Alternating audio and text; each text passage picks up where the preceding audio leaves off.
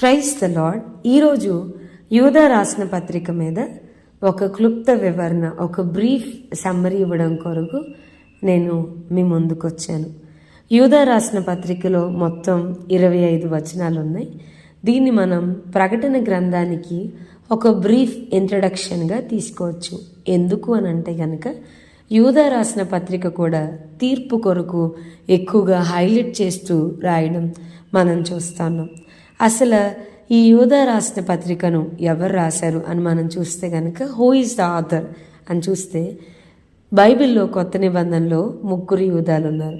ఒకరు ఇస్కరియోతు యూదా, మనకి బాగా తెలుసు ఇస్కరియోతు యూదా. అలాగే మరి యోహాను సువార్త 14 అధ్యాయం 22 వచనంలో ఇస్కరియోతు కాని యూదా అని బైబిల్లో మెన్షన్ చేయడం మనం చూస్తూ వస్తున్నాం. ఇస్కరియోతు కాని యూదా, ప్రవ్వా నీవు లోకమునకు కాక మాకు మాత్రమే నిన్ను కనుపరచుటకి ఏమి సంభవించనని అడుగగా, సో రెండో యూదా ఇస్కరియోతు యూదా కాని యూదా ఇద్దరు శిష్యులుగా ప్రభుకున్నారు. మరి అసలు ఈ పత్రికను రాసిన మూడో వ్యక్తి ఎవరనంటే మరి యేసయ్య యొక్క సహోదరుడు, అలాగే యాకోబు సహోదరుడునైన యూదా. అతను ఈ పత్రికను రాస్తూ వచ్చాడు. ద బ్యూటీ ఆఫ్ అసలు ఈ పత్రిక యొక్క మరి ఎలా రాశాడు అని చూస్తే కనుక ప్రతి సందర్భంలో కూడా మూడుగా పేర్చి రాస్తూ వచ్చారు. ప్రతి సందర్భంలో ఫర్ ఎగ్జాంపుల్ మొదటి అధ్యాయం, అదే ఒక్క అధ్యాయమే ఉంది. మొదటి వచనంలో యేసుక్రీస్తు దాసుడును యాకోబు సహోదరుడునైన యూదా. ఒకటి యేసుక్రీస్తు దాసుడు, రెండోది యాకోబు సహోదరుడు. అపోస్తల కార్యములు 15వ అధ్యాయంలో జరిగిన కౌన్సిల్ జరిగింది కదా, దానికి అధ్యక్షత వహించిన యాకోబు యొక్క సహోదరుని నేను అని చెప్తున్నాడు. మూడోది నేను యోధాని అని రాస్తూ వచ్చాడు. పత్రిక అంతా కూడా అట్లా డిజైన్ చేస్తూ రాస్తూ వచ్చారు. ఆయన అంటా ఉన్నారు ఈ అధ్యాయంలో మొదటి వచనంలో యేసుక్రీస్తు దాసుడును, నేను యేసయ్య యొక్క మరి తమ్ముడను అని రాయట్లేదు. యాకోబు సహోదరుడు అంటే మనం ఇంతకుముందు యాకోబు రాసిన పత్రికను మనం చూసాం. మరియకి యేసే తర్వాత పుట్టిన కుమారుడు, తన సొంత తమ్ముడు, బ్లడ్ రిలేటివ్. నేను యేసయ్య యొక్క తమ్ముడిని అని రాయట్లేదు, నేను యేసుక్రీస్తు దాసుడను అని రాస్తూ వచ్చాడు. ఎందుకు అని అంటే కనుక చాలా స్పెసిఫిక్గా ఆ దినాల్లో యేసయ్య మరి మరణించి తిరిగి లేచిన తర్వాత చాలామంది యేసయ్య పుట్టిన స్థలము, ఆయన పెరిగిన వాతావరణం, ఆయన కుటుంబాన్ని చాలా గొప్పగా, చాలా పరిశుద్ధుల్లాగా, వారికి కూడా దైవత్వం ఉంది అన్నట్లుగా చూస్తూ ఉన్నప్పుడు ఇప్పుడు యూదా తన పత్రికను రాస్తూ నేను యేసుక్రీస్తు యొక్క దాసుడను అని రాస్తున్నాడు.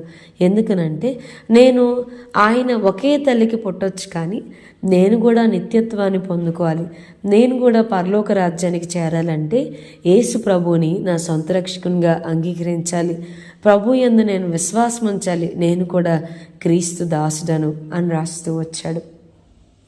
దాసుడను, నేను ఆయన యొక్క బాండ్ సర్వెంట్, నేను విలువ పెట్టి కొనబడిన వాడును అని రాస్తూ వచ్చాడు. మరి ఈ యూదా గారు ఈ పత్రికను రాశారు.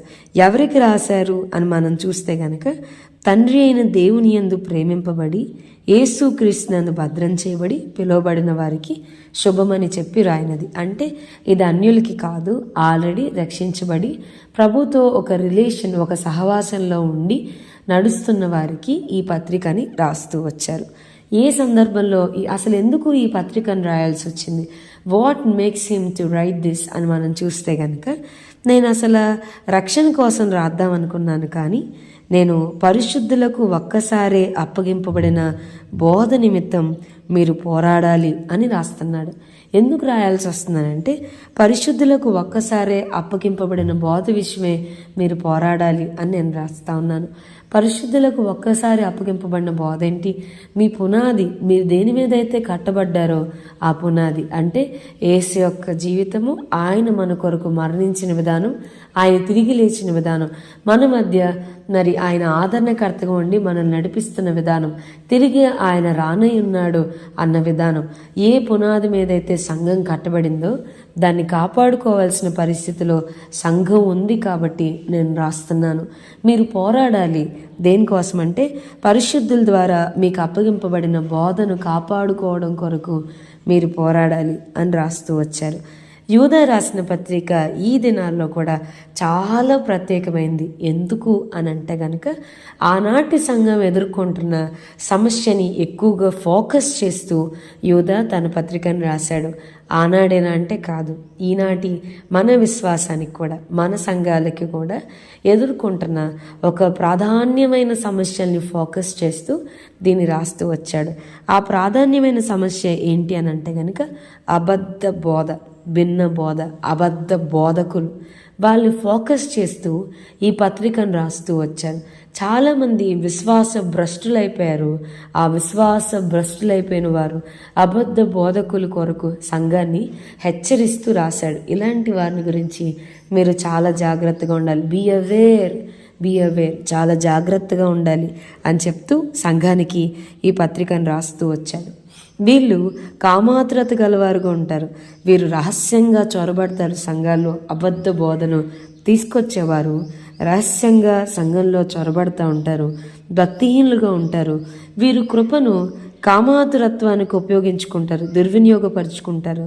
యేసయ్య యొక్క అధికారాన్ని వీరు తృణీకరిస్తారు. వీరు తీర్పు కొరకు నిర్ణయించబడిన వారు అని రాస్తూ వచ్చాడు. చాలాసార్లు బైబిల్లో కూడా చాలా స్పష్టంగా ఉంది, కృప విస్తరించనని పాపమందు నిలిచిందమా అట్లనరాదు అని రోమీయులకు రాసిన పత్రికలో రాయడం మనం చూస్తూ ఉన్నాం. సో వాక్యం వింటున్న ప్రియమైన వారులారా, కృపను కామాతురత్వానికి ఉపయోగించుకో. ఏం కాదులే, పాపం చేసేద్దాం, దేవుడు క్షమిస్తాడు, ఏం కాదు, ఈ ఇమ్మోరల్ లైఫ్ అనేది ఇట్స్ ఓకే అని చెప్తూ వచ్చేవారు సంఘాల్లోనికి వస్తున్నారు. జాగ్రత్త అని సంఘాన్ని క్వాషన్ చేయడం. అలారం, ఈ పత్రిక యొక్క మనం చూస్తే కనుక సంఘానికి అలారం గంటల్లాంటివి అని మనం చూడొచ్చు. అలారం లాగా ఒక క్వాషన్, క్రైస్తవులకి ఒక వార్నింగ్ ఇస్తూ రాశాడు.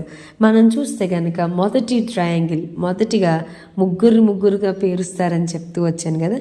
మొదటిగా చెప్తున్నారు ఎవరి కోసం అంటే ఇశ్రాయేలీలు. వారు ఐగుప్తు నుంచి కనాను దిశగా వారి ప్రయాణాన్ని కొనసాగించారు, కానీ మార్గ మధ్యలో వారు విశ్వాస భ్రష్టులైపోయారు.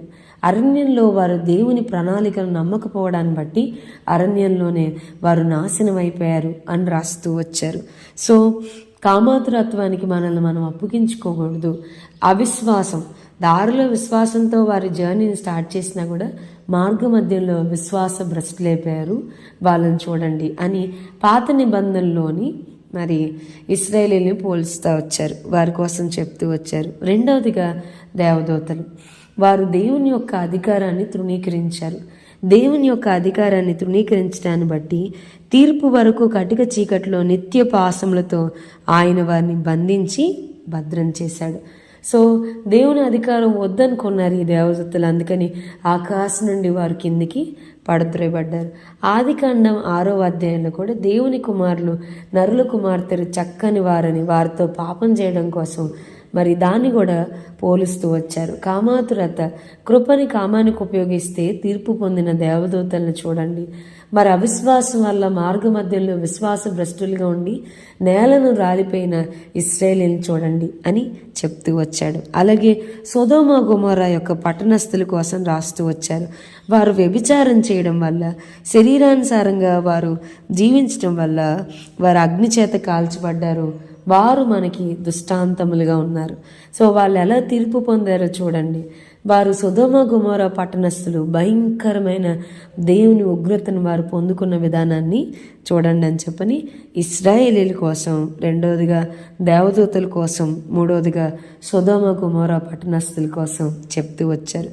వీరు దేవుని అధికారాన్ని ధిక్కరించారు, కామాతురతను కలిగి ఉన్నారు, మూడవదిగా తీర్పును పొందుకున్నారు. సో ఈనాటి సంఘాల్లో కూడా అపవిత్రత, ఏం కాదు కృప ఉంది కాబట్టి పాపం చేయొచ్చు అని చెప్పేవాళ్ళు బయలుదేరారు. జాగ్రత్త. దేవుని అధికారం, వాక్యాన్ని అయితే బోధిస్తారు కానీ వాళ్ళ జీవితాల్లో దేవుని అధికారాన్ని ఒప్పుకొనని వారు ఉన్నారు. వారికి నచ్చినట్లుగా వాళ్ళ బండిని నడిపేసుకునే అబద్ధ బోధకులు ఉన్నారు. జాగ్రత్త. అందుకనే యూదా తన పత్రికలు ఎక్కువగా ఫోకస్ చేస్తూ సేవకుని యొక్క బోధ, జీవన విధానం రెండు వేరుగా ఉండకూడదు, బోధ జీవన విధానం రెండు కలిసి నడవాలి అని చెప్తూ వచ్చాడు. ఒకటి బోధించి ఇంకొక విధానంలో జీవన విధానం ఉండడానికి వీల్లేదు, వారు దేవుని అధికారం క్రిందికి ఉండాలి అని చెప్పని. అలాగే తీర్పు పొందుకుంటాం మనకి నచ్చినట్టుగా కనుక సేవకుడు చెప్పాడు, వాళ్ళు చెప్పారు, వీళ్ళు చెప్పారని జీవిస్తే కనుక తీర్పు పొందుకుంటాం. ఒక క్రైస్తవునికి బేసిస్ ఏంటి అని అంటే దేవుని వాక్యమే. దేవుడు వేరే ఎవరో చెప్పిన నోటి మాటలను బట్టి మనకి తీర్పు తీర్చడు, కానీ మనం తీర్పులో నిలబడుతున్నప్పుడు ఖచ్చితంగా వాక్యాన్ని బట్టే మనకి తీర్పు అనేది ఉండిద్ది అనేది ఎక్కువ ఫోకస్ చేస్తూ చెప్పారు. సో ఇలాంటి వాళ్ళు మనకు కనబడినప్పుడు మనం దూషిస్తూ వారితో గొడవలు పెట్టుకోవడం కాదు అని చెప్తూ, మోషే యొక్క శరీరంను గూర్చి మిఖాయేలు దూతకి అలాగే అపవాదికి మధ్య వాదం జరిగినప్పుడు మరి మిఖాయేలు దూత అతనితో గొడవ పెట్టుకోకుండా ప్రభు నిన్ను గద్దించినగాక అని చెప్పాడు. సో ఇలాంటి వ్యక్తులు మీకు కనబడినప్పుడు మీరు చాలా జాగ్రత్తగా ఉండాలి, మిమ్మల్ని మీరు కాపాడుకోవాలి అని ఈ పత్రికను రాస్తూ వచ్చాడు. అలాగే ఇంకా ముగ్గురిని మన ముందుకి తీసుకుని వచ్చాడు ఈ పత్రిక ద్వారా. ఒకరు ఎవరంటే కయ్యను, ఇంకొకరు బిలాము, ఇంకొకరు కోరహు. కయ్యను, బిలాము, కోరహు. కయ్యను నడిచిన మార్గం విశ్వాస భ్రష్టమైన మార్గంలోనికి కయ్యను వెళ్ళిపోయాడు. అలాగే బిలాము చూస్తే గనక తప్పు త్రోవలో ఆతురంగా పరిగెత్తేశాడు, దేవుణ్ణి వదిలిపెట్టేసి డబ్బుల మార్గంలో. మరి ఇలాంటి సేవకులు ఉంటారు, డబ్బుల వెనుక పరిగెత్తేసే వాళ్ళు ఉంటారు. అలాగే బిలాము ఎంత భయంకరమైన నష్టాన్ని ఇశ్రాయేలుకి కలిగేశాడు కదా. బైబిల్లో మనం చూస్తే బిలాము బాలాకు నేర్పిన బోధ ఏం నేర్పించాడంటే, వీళ్ళని నేను చెప్పించలేకపోతున్నాను కానీ వీళ్ళని విగ్రహారాధన వైపుకి, విగ్రహార్పితమైంది తినేలాగా వాళ్ళని ప్రేరేపించమని, అలాగే వీళ్ళు వ్యభిచారం చేసేలాగా ప్రేరేపించేలాగా అందమైన స్త్రీలను తీసుకొచ్చి ఇశ్రాయేలు మధ్య విడిచిపెట్టమని మరి బిలాము బాలాకు చేసిన బోధ మనం చూస్తున్నాం. విశ్వాస భ్రష్టుడైపోయిన బిలాము కోసం మెన్షన్ చేస్తూ వచ్చారు. డబ్బుల మార్గం, వేరే వాటి కోసం తన విశ్వాస మార్గాన్ని వదిలిపెట్టేశాడు. అలాగే మూడో వ్యక్తిగా కోరహు, దేవుడు ఇచ్చిన నాయకత్వానికి, దేవుడిచ్చిన సేవకునికి వ్యతిరేకంగా తిరుగుబాటు చేసే కోరహులు సంఘంలో ఉంటారు. కోరహుల్లాగా ఇతరులని సేవకుడి మీద లేదా దేవుని నాయకత్వానికి వ్యతిరేకంగా ప్రేరేపించే వాళ్ళు ఉంటారు. జాగ్రత్త. ఎవరైనా సేవకుడికి లేదా సంఘం నడిపిస్తున్న దేవుని ఆధిపత్యానికి వ్యతిరేకంగా నిలబడితే కోరహులు ఉంటారు. అతను కోరహు పొందుకున్న తీర్పు పొందుకుంటారు. జాగ్రత్త అని చెప్పని మరలా ముగ్గురిని తీసుకొని వచ్చారు. అసలు ఈ అబద్ధ బోధకులు, ఈ విశ్వాస భ్రష్టులు ఎలా ఉంటారు అని అంటే కనుక, వీళ్ళు మంచిగా తింటూ ఉంటారు, పోషించబడతా ఉంటారు, ప్రేమ విందుల్లో పాల్గొంటూ ఉంటారు, నిర్జన మేఘాల్లాగా ఉంటారు. కాయలు రాలి ఫలములు లేక 2 మార్లు చచ్చి వేలతో పెళ్లగింపబడిన చెట్లలాగా వీళ్ళు ఉంటారు. వీళ్ళు ఏంటయ్యా, వీళ్ళని మనం ఎలా గుర్తించాలి అని అంటే కనుక, వీళ్ళలో ఫలభరితమైన జీవితము ఉండదు. వీళ్ళు ప్రేమ విందుల్లో పాల్గొంటారు, గొప్పలు చెప్పుకుంటారు, కానీ వీళ్ళల్లో మరి మన క్రియ రూపంగా వారి వాక్యాన్ని మనం చూడలేము. వాక్యాన్ని చాలా చక్కగా బోధిస్తారు, కానీ వాక్యం యొక్క ఫలింపు వాళ్ళ జీవితాల్లో ఉండదు అని చెప్తూ వచ్చాడు. అయితే ఇలాంటి భ్రష్ట సమాజంలో చాలామంది విశ్వాస భ్రష్టులు అయిపోతా ఉన్నారు. చాలా అబద్ధ బోధలు సంఘంలోనికి వచ్చేసాయి. అయితే ఇలాంటి పరిస్థితుల్లో సంఘం ఎలా ఉండాలి లేదా ఒక విశ్వాసం ఎలా ఉండాలంటే హానోకులాగా ఉండాలి అని రాస్తూ వచ్చాడు. హానోకు తన చుట్టుపక్కల ప్రజలు ఎంతో మరి పాపంలో ఉన్నప్పటికీ, విశ్వాస భ్రష్టత్వంలో ఉన్నప్పుడు కూడా దేవుడు తీర్పు తీరుస్తాడు.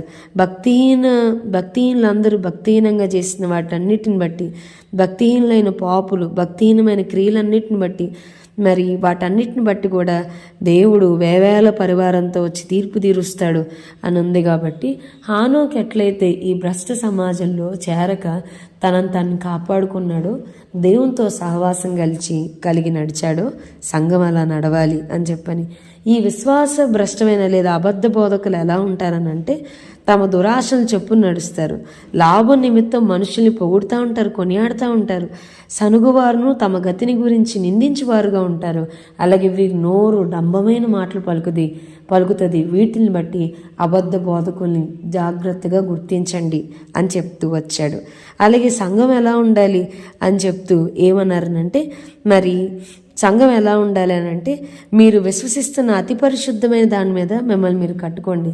ఆ సేవకుడు చెప్పాడు, ఈ సేవకుడు చెప్పాడు, లేదా అక్కడ చెప్పారు, ఇక్కడ చెప్పారు కాదు. మనం ఈ అంత్య దినాల్లో ఏర్పరచబడిన వారు సైతము తొలగిపోయే దినాల్లో మనం ఉన్నాం కాబట్టి మీరు అతి పరిశుద్ధమైన దాని మీద మిమ్మల్ని మీరు కట్టుకోవాలంటే వాక్యాన్ని ఆధారం చేసుకొని బెరయా విశ్వాసులు పౌలు వంటి గొప్ప దైవజనుడు బోధిస్తేనే లేఖనాలు అలా ఉన్నాయా లేదా అని పరిశీలించినట్లుగా యూట్యూబ్లో చెప్పారు, టీవీలో చెప్పారు, మీటింగ్లో చెప్పారని కాకుండా వాక్యాన్ని ఆధారం చేసుకుని లేఖనాల్ని పరిశీలించి అలా ఉందా లేదా అని చెప్పి దాని ప్రకారంగా మనం ముందుకు కొనసాగాలి.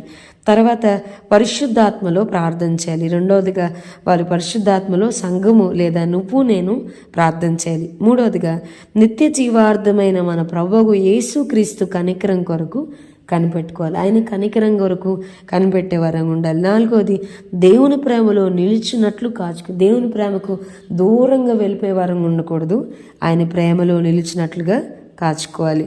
ఐదవదిగా సందేహపడు వారి మీద ఎవరైతే కొంచెం అటు ఇటుగా తొట్టిరెళ్ళిపోతున్నారో వాళ్ళ మీద మనం కనికరాన్ని చూపాలి. తర్వాత అగ్నిలో నుండి లాగినట్టు కొందరిని రక్షించాలి. శరీర సంబంధమైన వారి అపవిత్ర ప్రవర్తనకు ఏమాత్రం ఒప్పుకోకుండా అసహించుకొనుచు భయముతో కొందరిని కరుణించాలి. సో ఇలాంటి అబద్ధ బోధలు ఉన్న ఈ దినాల్లో సంఘము ఈ లక్షణాలను కలిగి ముందుకెళ్ళాలి. మొదటిగా అతి పరిశుద్ధమైన దాని మీద కట్టుకోవాలి, పరిశుద్ధాత్మలో ప్రార్థన చేయాలి, దేవుని కృప కొరకు కనిపెట్టాలి, ప్రేమలో నిలబడాలి, సందేహపడు వారి మీద కనికరాన్ని చూపాలి, అగ్నిలో ఉండి లాగినట్టు కొంతమందిని లాగాలి అని చెప్తూ బెండిక్షన్తో ఈ పత్రికను ముగించారు. తొట్టిల్లకుండా మిమ్మల్ని కాపాడుటకును తన మహిమ ఎదుట ఆనందంతో మిమ్మల్ని నిర్దోషులనుగా నిలబెట్టుటకును శక్తి గల మన రక్షకుడు అద్వితీయుడైన దేవునికి మన ప్రభువైన యేసుక్రీస్తు ద్వారా మహిమయు మాత్యమును ఆధిపత్యమును అధికారమును యుగములకు పూర్వమును ఇప్పుడు సర్వయుగములను కలుగునుగాక ఆమేన్ అని ఈ పత్రికను ముగించారు. తొట్టిల్లిపోకుండా మనల్ని ప్రభువే కాపాడాలి. అలాగే మన జీవితాలు ఈ లోకంలో ఎందుకు మనం పుట్టాం, ఎందుకు బ్రతుకుతున్నాం అంటే మన జీవితం ద్వారా, మన బ్రతుకు ద్వారా ఆయన నామానికి మహిమ కలగాలి. ఆయన రాకడలో మనందరము దేవుని ఎదుట నిర్దోషులంగా ఉండాలి.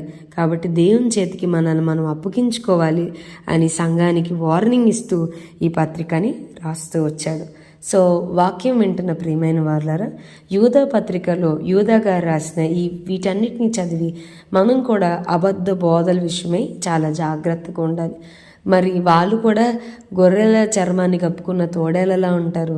గమనించుకుని గ్రహించుకుని మనం చాలా జాగ్రత్తగా మన విశ్వాస జీవితాన్ని కాపాడుకోవాలని ఈ పత్రికను రాశాడు. సో దేవుడు ఈ పత్రికలో రాసిన ఈ వచనాల ప్రకారంగా సంఘంగాను వ్యక్తిగతంగాను మన జీవితాలు కట్టబడునుగాక. ఆమేన్. God bless you.